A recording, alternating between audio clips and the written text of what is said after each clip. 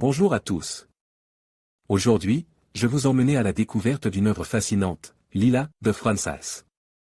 Ce tableau, peint en 1628, est un chef-d'œuvre du siècle d'or néerlandais. Dans cette vidéo, nous allons explorer les details de cette peinture, de ses couleurs vibrantes à ses personnages expressifs. Nous allons également découvrir l'histoire de Frans Hals et son influence sur l'art occidental.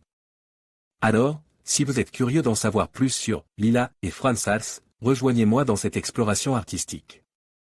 Description de la plante. Le lilas, Frans Hals, est un arbuste à feuilles caduques qui peut atteindre une hauteur de 4 mètres. Il a des feuilles vert foncé et des fleurs violettes parfumées qui fleurissent au printemps. Le lilas, Frans Hals, est une plante rustique qui peut être cultivée dans la plupart des régions de France. Culture. Le lilas, Frans Hals, préfère un sol bien drainé en soleil.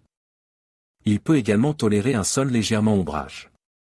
Arroser régulièrement. Le lilas, Frans Hals, surtout pendant les périodes de sécheresse.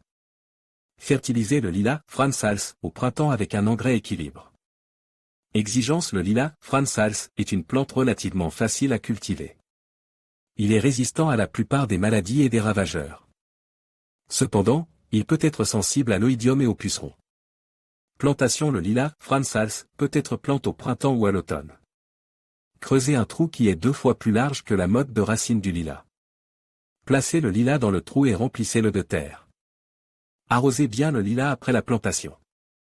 Entretien. Le lilas, Frans Hals, a besoin d'être taillé chaque année après la floraison.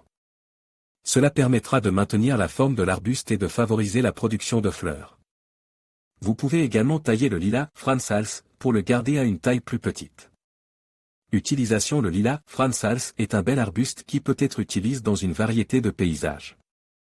Il peut être planté en isole, en groupe ou en haie. Les fleurs du lilas, Frans Hals, sont également très appréciées pour les bouquets.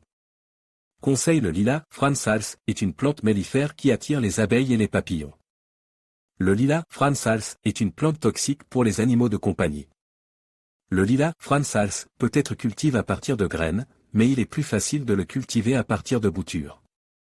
Conclusion. Le lilas, Frans Hals, est un arbuste magnifique et facile à cultiver qui ajoutera de la couleur et du parfum à votre jardin. Où planter? Le lilas, Frans Hals, est un arbuste vigoureux qui peut atteindre une hauteur de 4 mètres. Il préfère un sol bien drainé et fertile, en plein soleil ou à mi-ombre. Il est important de choisir un emplacement où il ne sera pas exposé à des vents forts. Exigence. Le lilas, Frans Hals, est un arbuste facile à cultiver. Il n'a pas besoin de beaucoup d'entretien, mais il est important de l'arroser régulièrement, surtout pendant les périodes de sécheresse.